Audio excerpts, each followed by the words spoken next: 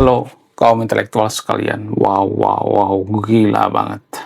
Jadi guys, ada sebuah berita yang sangat-sangat menarik baru-baru ini. Dan berita ini yang bikin warga Konoha kejang-kejang kelonjotan berjamaah. Bikin warga Konoha menangis darah kebakaran jenggot. Ternyata Donald Trump sudah berkali-kali mengatakan Iran itu sebaiknya menyerah saja daripada semua nanti pejabat Iran itu dibotakin ya, digunduli atau dimusnahkan gitu ya, diratakan. Jadi Donald Trump sudah berkali-kali mengatakan seperti itu ya. Bahkan Donald Trump mengatakan Mojaba sudah meninggal, sudah tewas, sudah koit. Tapi warga Konoha tidak percaya bahwa Mojaba itu sudah meninggal. Mereka masih berharap bahwa Mojaba itu adalah tentara Allah gitu ya kan, malaikat gitu ya. Sehingga mereka ya tidak pernah mengakui kehebatan daripada Amerika dan kehebatan daripada Israel. Saya tidak berpihak di sini ya, saya benar-benar netral ya. Jadi gini guys, kalau pejabat Iran itu waras, sekali lagi saya katakan, kalau pejabat Iran itu masih normal, mereka harusnya sudah nyerah. Kenapa? Apa alasannya? Karena kalau ibaratkan main bulu tangkis, main sepak bola dan sebagainya, gak ada perlawanan guys, ya, mati kosong gitu. Skor bagi Amerika dan Israel itu 10, sementara bagi Iran itu 0 gitu. Cuman di media sosial mereka menang gitu ya, di dunia AI mereka menang gitu ya. Ya, di media sosial mereka menang gitu. Karena apa? Karena mereka jagonya propaganda gitu ya. Ya, dikit-dikit mengutuk gitu ya. Jadi kalau saya perhatikan pejabat Iran itu dikit-dikit mengutuk ya. Mirip seperti pejabat Hama ya. Dulu waktu Israel duel dengan Hama ya, waktu perang dengan Hama, waktu Israel memborbardir Gaza, Hama itu tiap hari mengutuk Amerika, mengutuk Israel gitu. Tapi cuma mengutuk doang gitu. Pelaksanaannya 0 gitu. Kenapa bisa seperti itu? Apa alasannya? Jadi ini ada semacam keanehan gitu. Kenapa Iran itu porak-poranda? Bukankah Iran itu dikatakan pejuang gitu ya? Bukankah Iran itu bermental Persia? Bukankah di Iran itu banyak orang cerdas seperti orang Persia dan sebagainya? Harusnya ya, kalau kita berpikir rasional, ya seperti itu. Ya, cuman pada faktanya, pada datanya, enggak guys, beda ya. Ada banyak perbedaan orang Persia dengan Iran sekarang ini. Banyak banget perbedaannya. Orang Persia zaman dulu itu mereka tidak pernah bohong. Sementara pejabat daripada Iran sekarang ini ya tiap hari bohong gitu ya, ngarang cerita gitu ya, mengutuk Amerika. Padahal satupun jenderal Amerika nggak ada yang tewas tuh. Ada yang meninggal tapi tentara biasa aja gitu. Bukan jenderalnya.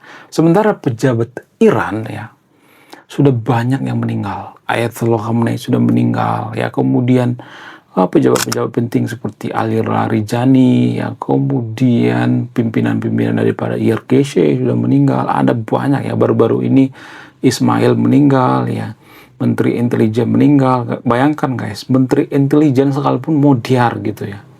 Harusnya yang susah diincar itu adalah intelijen, tapi ini malah menteri intelijen yang modiar gitu. Ini ada semacam keanehan gitu. Kenapa bisa seperti itu? Apa alasannya? Jadi kalau saya bongkar alasannya, pasti banyak nanti yang bilang saya itu halu lah, yang sok tahu lah, ya kamu tuh ya harusnya nggak bisa ngomong geopolitik ya, kamu tuh masih anak kemarin sore gitu ya. Pasti saya dikata-katain seperti itu ya. Oh kamu itu harus ngaji dulu gitu ya, ngaji dulu sana gitu ya. Saya tuh sering disuruh ngaji guys. Jadi gini guys, ada rahasia yang jarang dibongkar. Bahkan pengamat-pengamat yang ada di Konoha sekalipun jarang bongkar ini. Apa itu? Iran zaman dulu dengan zaman sekarang ini sudah jauh berbeda. Iran zaman dulu itu adalah orang yang jujur. Persia itu adalah orang yang jujur. Maka banyak mereka yang jadi ilmuwan. Sekarang emang ada ilmuwan di Iran? Nggak ada kan? Apa hubungannya kejujuran dengan ilmuwan? Sangat berhubungan. Ilmuwan itu biasanya jujur. Ilmuwan itu nggak pernah menemukan suatu temuan itu berdasarkan menurut firasat saya, menurut keyakinan saya. Nggak ada keyakinan. Ilmuwan itu ilmu pasti. Ya, Kalau dia menemukan sesuatu itu ya bisa dibuktikan berulang-ulang gitu. Kalau menemukan teori, teorinya itu harus diuji berkali-kali gitu. Ya bukan atas kehendak Allah gitu, enggak. Insya Allah enggak ada. Penemu enggak ada ngomong seperti itu. Insya Allah ini penemuan terbaru saya. Insya Allah bisa menyembuhkan penyakit kanker, enggak ada seperti itu. Harus diuji apakah benar atau tidak. Enggak ada istilah air doa gitu ya. Air doa itu bisa menyembuhkan segala penyakit gitu ya. Di Konoha kan masih banyak tuh yang percaya ya, air doa itu bisa menyembuhkan segala penyakit ya, penyakit apapun ya, penyakit kanker bisa gitu ya. Jadi aneh-aneh aja gitu sebenarnya. Kemudian tumor bisa gitu ya. Kemudian penyakit kantong kering juga bisa gitu. Jadi apapun penyakitnya bisa disembuhkan, dan ini sangat aneh sekali menurut saya pribadi. Kenapa bisa seperti itu? Lalu kenapa warga Konoha percaya hal-hal seperti ini? Apa alasannya? Karena kalau boleh jujur ya, Iran dan Konoha itu kan 11-12. Iran menurun guys ya. IQ mereka itu menurun ya. Dari zaman dulu ya, dibandingkan zaman dulu ya, dengan zaman sekarang. Walaupun Iran tetap ya skor tertinggi. Tapi kalau saya perhatikan, pejabat-pejabat Iran itu nggak secerdas yang kita bayangkan. Kalau pejabat-pejabat Iran itu cerdas, minimal satu orang deh gitu ya, pejabat Israel yang kena gitu.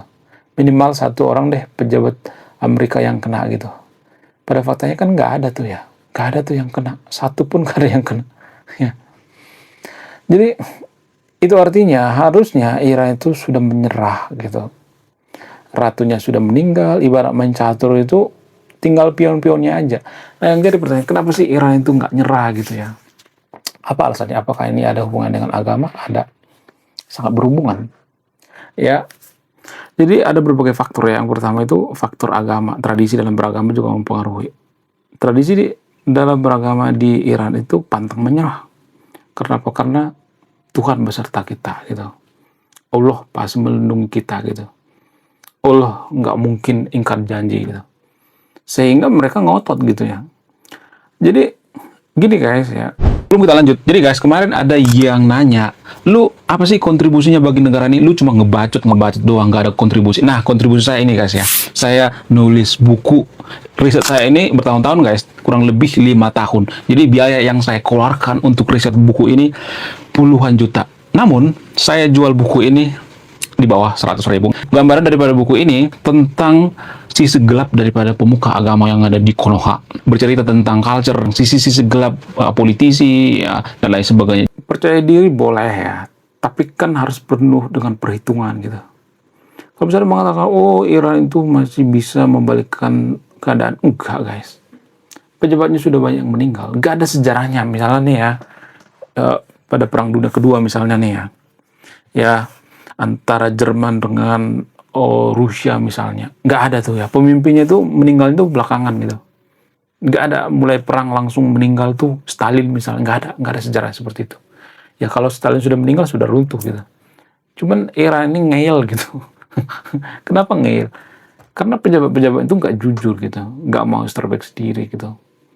Kalau Iran itu misalnya ya, ini misalnya jujur gitu ya, mereka pasti menyerah ya, daripada banyak warga yang meninggal gitu ya, banyak warga yang korban, lebih baik menyerah aja deh ya. Takutnya nanti ada korban yang tidak berdosa gitu ya, masyarakat biasa ya.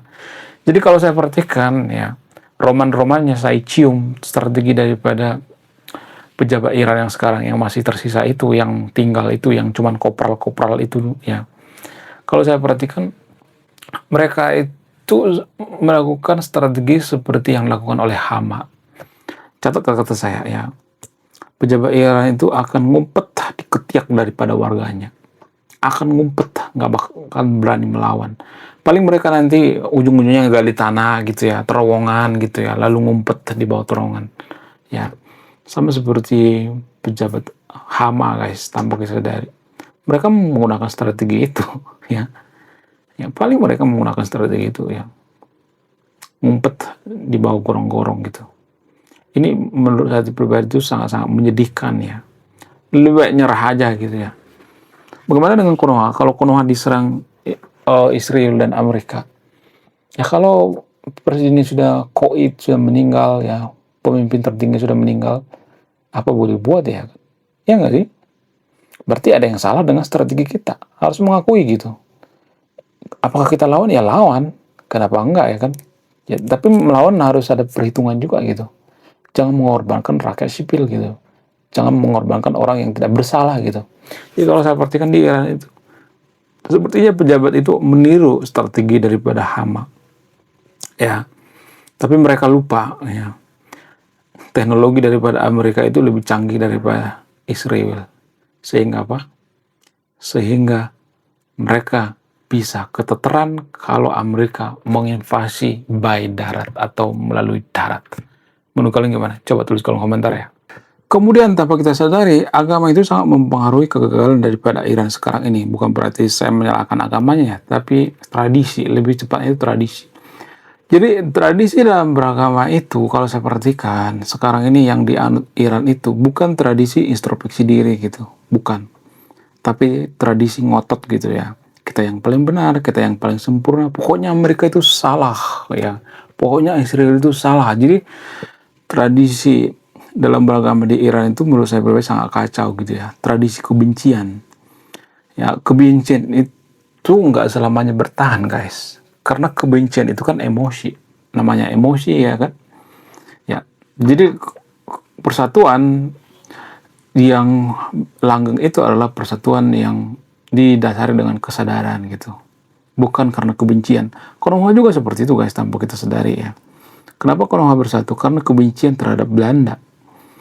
Kenapa sekarang Konoha sudah mulai tidak nasionalis? Ya karena kita sudah mulai tidak benci lagi dengan Belanda. Itu alasan secara psikologi ya, tanpa kita sadari. Bagaimana dengan Iran? Ya dulu Iran membenci Amerika, membenci Israel. Ya semenjak ada media sosial, anak-anak muda di Iran itu membuka mata gitu. Oh ternyata selama ini kita salah. Amerika itu nggak sejelek yang kita pikirkan. Israel itu nggak sejelek yang kita pikirkan karena media sosial gitu. Sementara boomers, pejabat-pejabat Iran itu mereka kurang up to date ya, kudet ya. Sehingga mereka ya tidak mengikuti perkembangan zaman gitu ya. Itu yang bikin Iran itu gagal gitu kalau saya perhatikan ya. Faktor daripada agama juga sih ya. Tradisi dalam beragama di Iran itu aneh banget kalau saya perhatikan. Tradisi kebencian gitu. Gak mengajarkan kejujuran gitu. Harusnya mengajarkan kejujuran dong. Kenapa Persia zaman dulu kuat? Karena mengajarkan kejujuran. Kenapa Majapahit di Konoha itu kuat? Bisa menguasai dunia maritim gitu. Kenapa bisa seperti itu? Apa alasannya? Alasan yang paling masuk akal itu karena pengaruh daripada agama Hindu-Buddha mengajarkan yang namanya berbudi pekerti luhur. Budi itu kan kebaikan ya. Arti budi itu kan baik ya. Buddha, budi ya. Itu alasannya kenapa saya sering mengatakan lebih baik kita kembali ke ajaran leluhur kita. Ajaran leluhur kita itu maksudnya filosofi, bukan agama ya. Saya tidak nyuruh yang untuk beragama lokal, enggak. Tapi filosofi ya. Filosofi berbuat baik ya. Dalam agama Sunda Wiwitan itu ada istilah berbuat baik ya. Ya, ada istilah somea, ya, ramah ya. Makanya orang Sunda itu ramah-ramah guys. Karena ada istilah somea.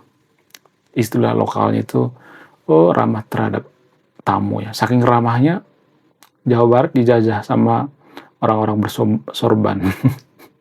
Jadi di Jawa Barat itu sangat disukai oleh orang-orang nyaman gitu. Saking ramahnya gitu. Ternyata terlalu ramah juga salah ya. Rusia jarang dijajah karena apa? Karena Rusia itu tidak terlalu ramah terhadap tamu guys.